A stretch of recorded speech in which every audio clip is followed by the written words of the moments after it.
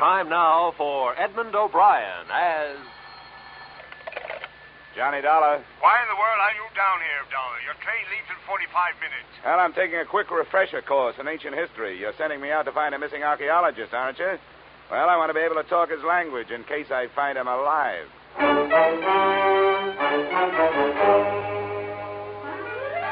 Edmund O'Brien in a transcribed adventure of the man with the action-packed expense account. America's fabulous freelance insurance investigator. Yours truly, Johnny Dollar.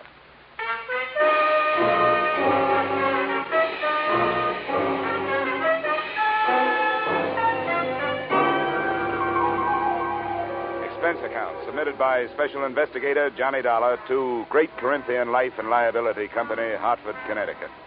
The following is an accounting of my expenditures during my investigation of the disappearance of Bruce Lambert, the archaeologist who never should have left his tomb. Expense account item 1, $7.50, railway and taxi fare from my Hartford apartment to room 317, Brighton Arms, New York City, a hotel whose front rooms had a depressing view of an 81st Street mortuary.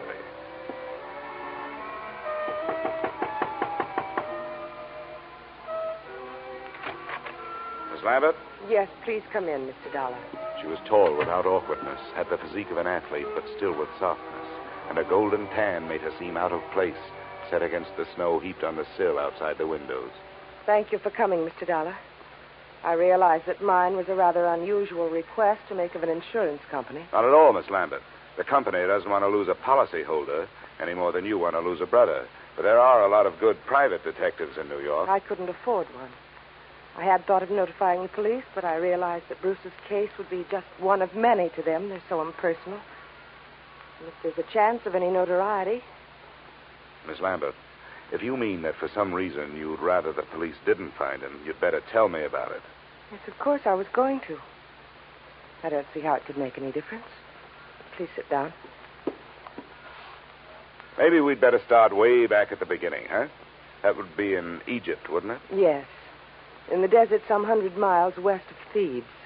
My brother's an archaeologist, and he'd uncovered some ruins. It was quite an important discovery, something about the 12th dynasty. I don't know much about it. You were with him? Yes, I didn't spend much time at the excavation site. I stayed in the village. But the reason the police might make it difficult is that Bruce discovered some relics that he didn't declare to the authorities there. You mean he swiped them?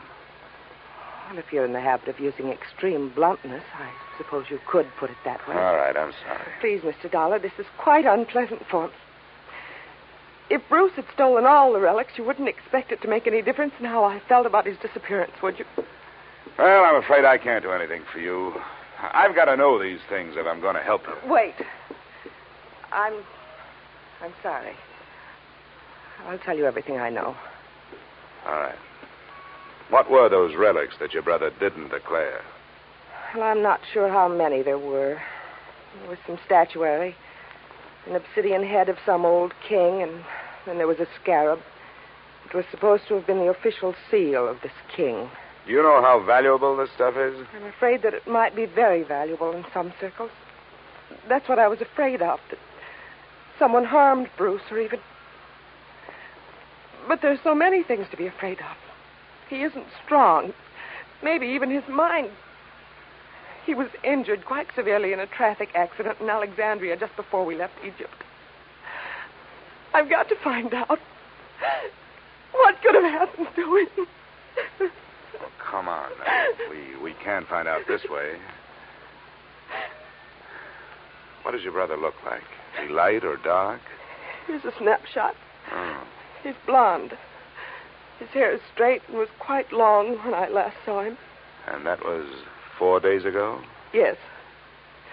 The day our ship docked, I was arranging for my luggage.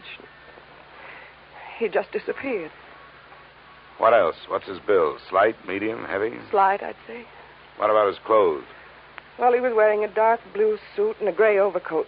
The right sleeve of both would be empty, because his right arm and shoulder are in a cast. Uh-huh. A traffic accident. Huh? Yes, both were fractured. I wish I were able to be more help. But I've told you everything I know. He just vanished. Did he Did he have any enemies that you know of? No, there's not even that. I can't let myself lose hope. But what can we do? How do you start looking for somebody with so little to go on? Before I answered her question, we started at the beginning again. The second run-through was pretty much like the first. But disappearance from a foreign ship in the port of New York is not as easy as the telling of it. I left the troubled Marcia, checked into an 8th-floor room in the Brighton Arms, where a phone call told me the North Fleet had already sailed. No hope of information there. So I headed for the U.S. Customs Office. Good afternoon. Mr. Nixon? Yes? Well, my name is Dollar. I'm an insurance investigator. The girl outside said you could help me. I'd like to get some information on a passenger who arrived from Alexandria on the North Fleet. North Fleet. Well, I'd have to know the day of arrival and the name of the line. It was 4 days ago. They'd made it... that would make it the 20th. It's a British ship. North Fleet. Well, no. What was the passenger's name? Lambert. Bruce Lambert. Did he clear any luggage through customs? Bruce Lambert. Yeah. Witnessed the examination of one piece of luggage, a suitcase, personal effects, one piece of statuary purchased in Alexandria, no duty. What address did he give you? Bruce Lambert. No street number, no hotel, the Brighton Arms. Oh, the Brighton Arms. Well, don't count on that.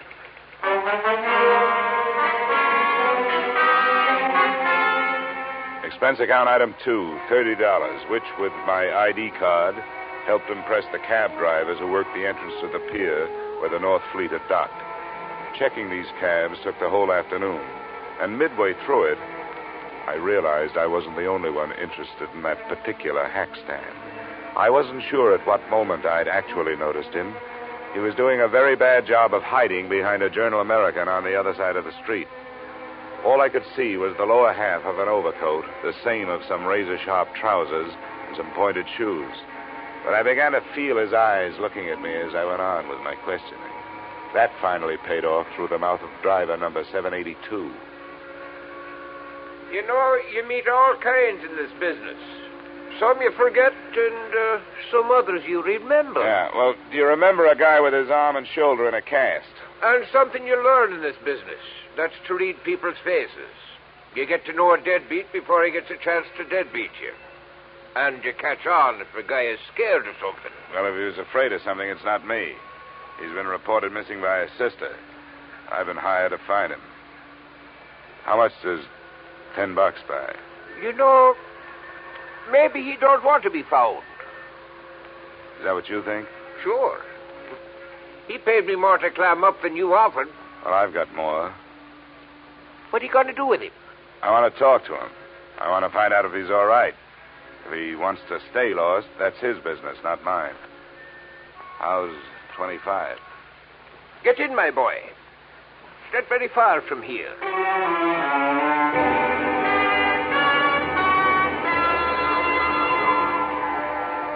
Our destination turned out to be an old red brick hotel near 39th Street between 10th and 11th Avenue. And it occurred to me that as an archaeologist, Lambert was running true to form. He'd even used some ruins to hold up in. One $5 bill brought the information from the room clerk that Lambert was out of his room, and another brought a pass key that let me in.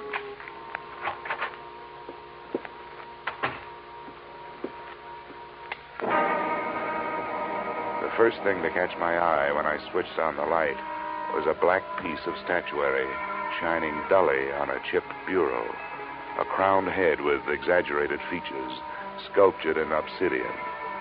I posed myself this riddle.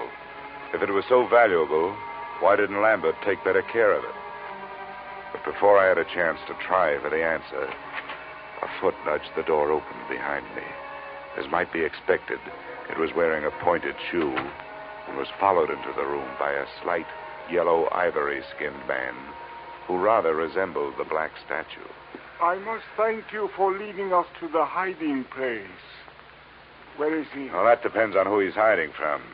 It looks like it's you. Perhaps it is that you do not know where he is. Yeah, perhaps. I followed your taxi after you talked with those drivers. That was very smart. Where did you think I expected you to go? What's your interest in Lambert? You were employed by the girl to find him. How much does she pay you? I never talk money with a stranger. Perhaps we will not be strangers for long. The point of importance is that you have not yet found him. Mr. Drummond will pay you $2,000 to do so. Mr. Drummond is generous, but what makes you so sure I haven't found Lambert? Because he is not here. But that only means he's someplace else. Please, I have no wish for violence. Well, then put that thing away.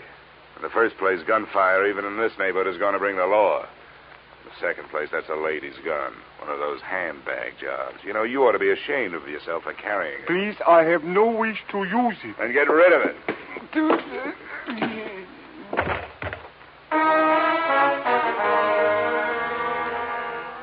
I hate little men who try to play bully. There was more than that behind my fist.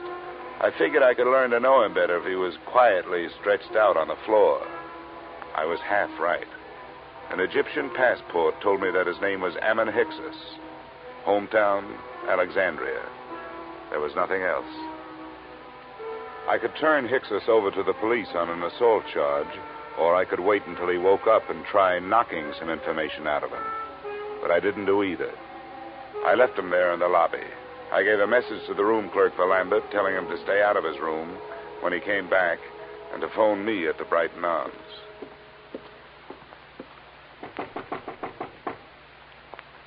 Who is it? Dollar. Oh, just a second. Is there any news? Did you learn anything, Mr. Dollar? Yeah, I made some progress. I met Ammon Hyksos. You told me your brother didn't have any enemies. That little Egyptian is out looking for him with a gun. Why'd you lie to me? I have no right to ask you to believe me now. That's so true. But I wish you would. Please come here and sit down. No, thanks. You sit there and I'll stand here. I think I'll be less inclined to believe you from here. That's not fair. I know. I wasn't fair with you either. I want to be. But there are some things I just can't tell you. Why not? Well, I can't tell you that either. No, nuts. Women like you make everything tougher than it should be. You demand all, but you give nothing. You ask to be trusted, and you won't trust. You make yourselves look soft when you're as hard as steel. You've got warmth, but you only turn it on when you get something out of it. You're wrong. I was trying to help him. Or us. I had to lie. Look, I started this thing wanting to help you. There was something personal about it. But you wanted me to do things your way and not mine. Well, we just stopped doing that. Please leave me alone. Just go away. Go back to Hartford and forget you were ever here. I wish I could. But I'm working for an insurance company looking for a missing policy holder. Well, I'll be up in my room if you decide to help me find it.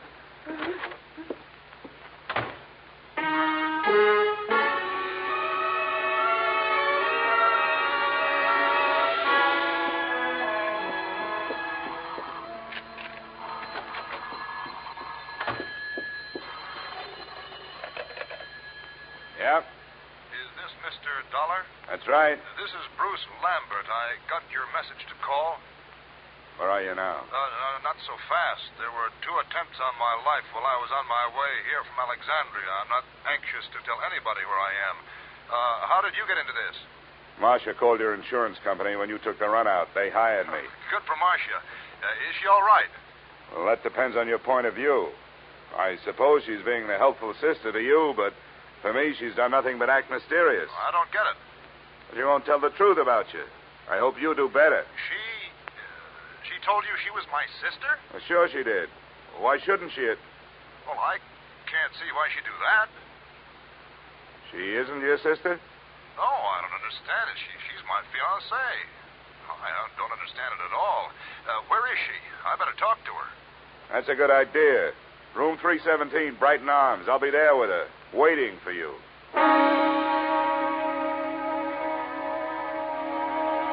Which, in a way, was how it worked out. Except that I waited for him in the corridor outside her room. I left Marcia where I found her. She was on the bathroom floor, where she died from wounds inflicted by the proverbial blunt instrument, and where her lies had died with her.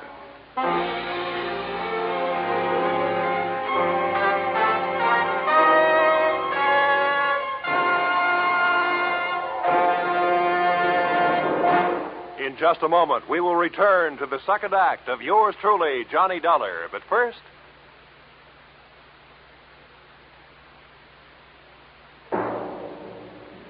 And now, with our star, Edmund O'Brien, we return to the second act of yours truly, Johnny Dollar.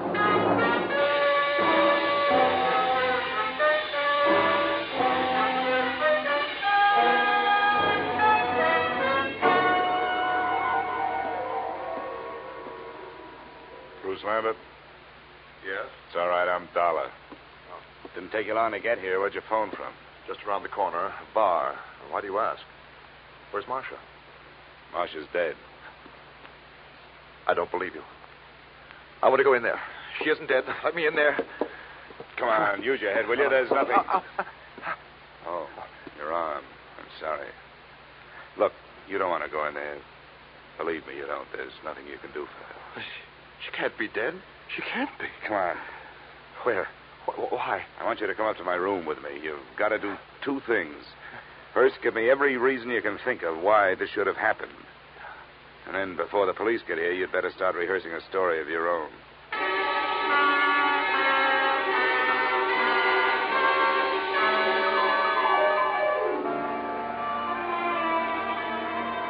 Now, Lambert, the first hole in Marcia's story is that she wasn't in Thieves while you were working on your ruins. That's right. I didn't even know her then. I met her in the hospital in Alexandria after my accident. I was there for 2 months, you see. She was my nurse. But she did know about the relics. That statue and the scarab that I haven't seen. Oh, yes. Here it is. This is the scarab. Oh, yes, she knew. We talked about my little deceit. Well, how little is it really? You talk about 2 attempts on your life. Now we have actual murder. You'd better let me have that scarab. Oh, yes, of course. But surely you don't think the relics are at the bottom of this? They're rare, but not valuable enough for this. Unless someone knows more about them than I do. I doubt that. I've made a thorough study of the 12th dynasty and King Amenemhet III. It's a carving into his head. What do you know about a man named Ammon Hyksos? And another whose last name is Drummond? Hyksos? Ammon Hyksos? Do you know him? Does it ring any kind of a bell? No, I'm afraid not. Drummond means nothing. Oh, all right. Let's try the 2 attempts on your life. What about them? Well, they happened on the nights of the 17th and the 18th. Both of them could have been accidental, except that, well, the same small man stood near me both times. It would be too much for me to hope you could describe him, I suppose. Well, it was dark. Well, both times I was on the promenade deck, and something heavy was thrown or pushed from the deck above. I reported the second one, and the ship's officer apologized for the carelessness. But you thought enough of it to disappear? Oh, well, I certainly did. Instead of going to the police? Yes. Oh, I suppose it was wrong, but you must understand, I was desperate. Well, we'd better go down to the 3rd floor. I hope the police think more of your story than I do.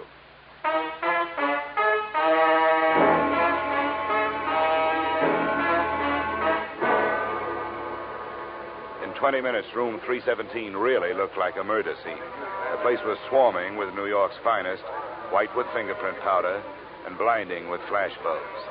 The lieutenant to whom I made my statement looked as if he thought I was as crazy as I thought everybody else in the mess was. But then he changed his mind. Dollar? Hey, where is that insurance stick? Here I am. Him in the bathroom. Oh, there you are, Dollar. Yeah, find a suicide note or something? What'd you say that name was? Ammon, Hyksos. Yeah. Well, I guess there aren't too many ways to spell that one, so this must be it. Pillbox. Let me see that. Prescription from Alexandria. Dr. Ammon Hyksos. We'll put a tracer on that phone number you took off him first thing in the morning. Yeah. Hey, you going to take Lambert in for questioning? I guess we'd better. Routine. He's clear as far as I can see. Well, do something for me, will you? Have your doctors run a test of that plaster cast of his. And call me in my room, huh? A test for what? Well, just look it over. It would make a handy blunt instrument if nothing else.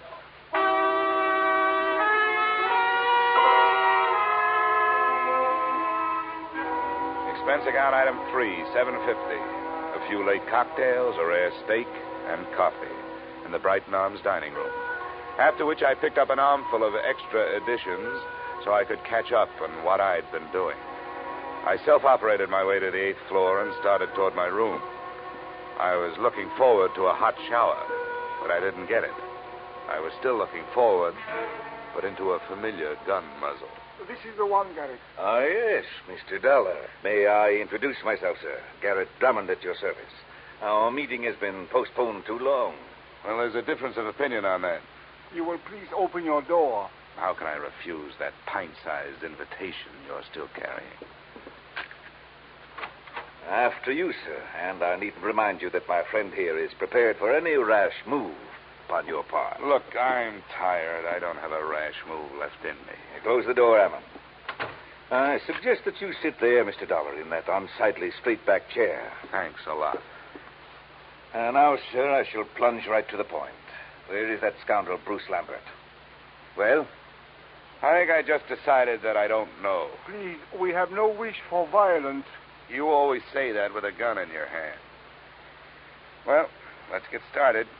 You make your pitch, I'll make my refusal, and we'll see where we go from there. I have already made what I consider to be a generous offer for so unimportant a bit of information as merely the whereabouts of Lambert, $2,000. But if it will expedite matters, I am prepared to expand my offer by another 1,000 on the spot, sir. The higher you bid, the greedier I get. What makes Lambert so important to you? A problem which is entirely out of your province, my boy. How much do you know of Egyptian legends, sir? Oh, no more than $1 worth. Ah, pity. A fascinating subject. Well, sir, Bruce Lambert has in his possession a certain object of great importance, both culturally and economically. Certain landowners in Egypt hold it in such high esteem, sir, that as a reward for its return to them, they would throw open to exploitation untapped oil fields, the richness of which would shake the very foundations of world economy. Are they shaky enough as it is? My boy, think what it would mean to a civilization fast approaching the depletion of its petroleum sources. New horizons, sir, a brave new world. Lambert owes to us all relinquishment of this object so that it may serve humanity. You're right. And it may be easier than you think. Splendid, sir. Where is he? Which relic is it? The black statue your playmate could have picked up for free? It is King Amenemhet's scarab that I would discuss with Lambert. I demand to know where he is. Why waste time on him? I've got the scarab. I find that most difficult to believe, Mr. Dollar. Well, I'll show No. Keep your hands away from your pockets. Ammon will save you the trouble. Ammon. Please remain still, Mr. Dollar. My wish is for peacefulness. Sure. Right coat pocket. He speaks truly, Garrett. Here it is. What's the matter, Garrett? You don't have that brave new world look anymore. I should be the first to admit, sir, that the lie has been put to the tale I created upon this useless gewgaw. But, Mr. Dollar, now that we are forced to fall back upon the truth, I remind you that it sometimes hurts. Your position has not been...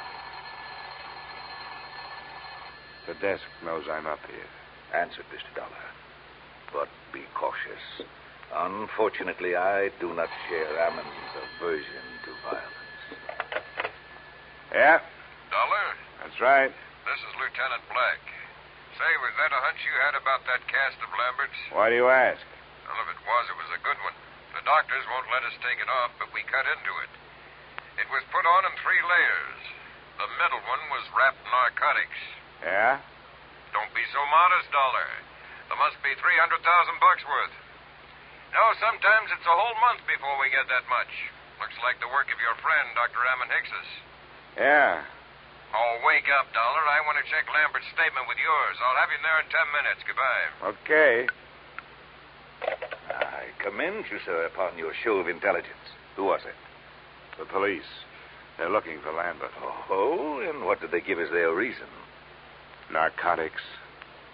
The story of a man bound for America who cracked up in a car, and while he was unconscious and being patched, said narcotics were put in his cast by a Dr. Ammon Hickses, probably assisted by a nurse named Marcia. But there's no proof. Ammon, we'll waste no time on evasion. Yes, we used the boy. A courageous scheme, but for that silly goose of a girl. She was the true conspirator and the traitor as well. She happened to fall in love with the guy. The romantic Atlantic crossing. An empty proposal of marriage suddenly becomes more important than actual coin of the realm. But enough of that. The police are looking for him, and odds teeth, so am I. Where is he? I don't know. Ammon, call his hotel in 39th Street. No, wait, my friend. The police must be watching that. Are they, Mr. Dollar? Well, that's where his personal things are. If I were the police, I'd be watching. Yes, we seem to find ourselves in such a position that we must at least pretend to see eye to eye, sir. Very well. We shall wait here. The chips are down, so to speak. Ammon. Yes, Garrett. Take the pistol. Into the bathroom with you. With the door slightly ajar, you shall have a splendid command of the arena, as it were. Yes, Garrett. And remember, the stakes are high. Yes, Garrett, I will remember. And now, Mr. Dollar, it would seem that little remains but the waiting.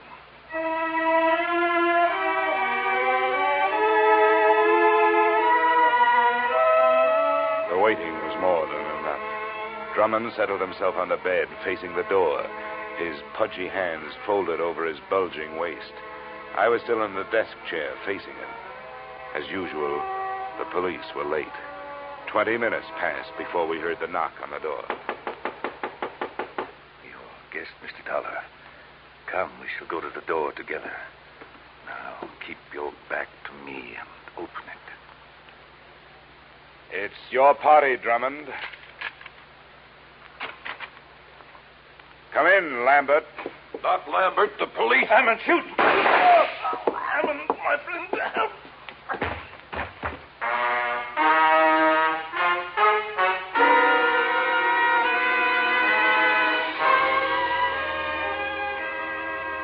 Drummond's wound wasn't half as excruciating as his call for help.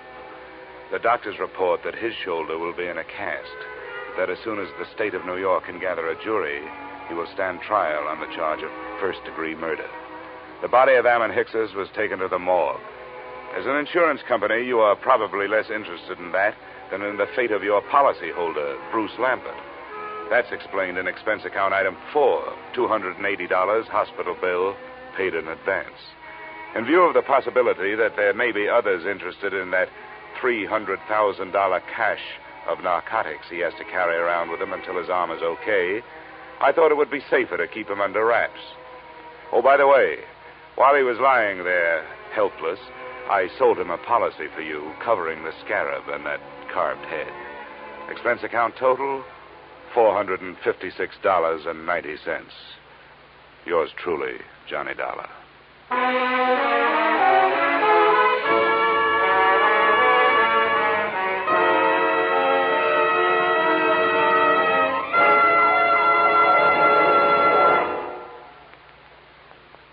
Yours truly, Johnny Dollar, stars Edmund O'Brien in the title role and is written by Paul Dudley and Gil Dowd with music by Leith Stevens.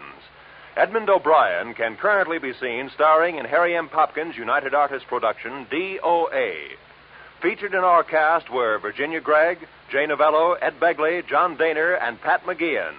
Yours truly, Johnny Dollar, is produced and directed by Jaime Del Valle.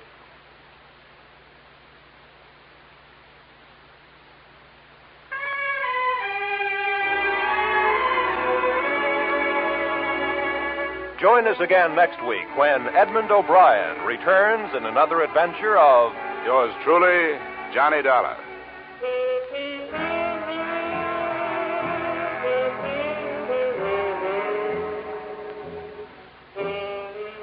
$54,000 is burning a little old hole in that little old jackpot of Sing It Again this week, just waiting for somebody to light up the right answer and drop the cash and prizes in his lap or her lap. Dan Seymour gives the gals the same chance he gives the fellas when he starts putting in those calls from coast to coast. So be listening this Saturday when Sing It Again and the $54,000 Phantom Voice come your way on most of these same CBS stations.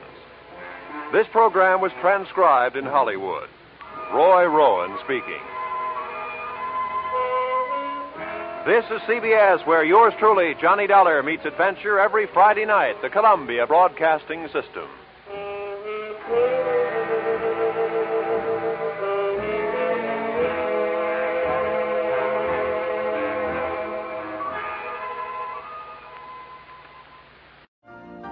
You've been listening to the OTR Gold Network.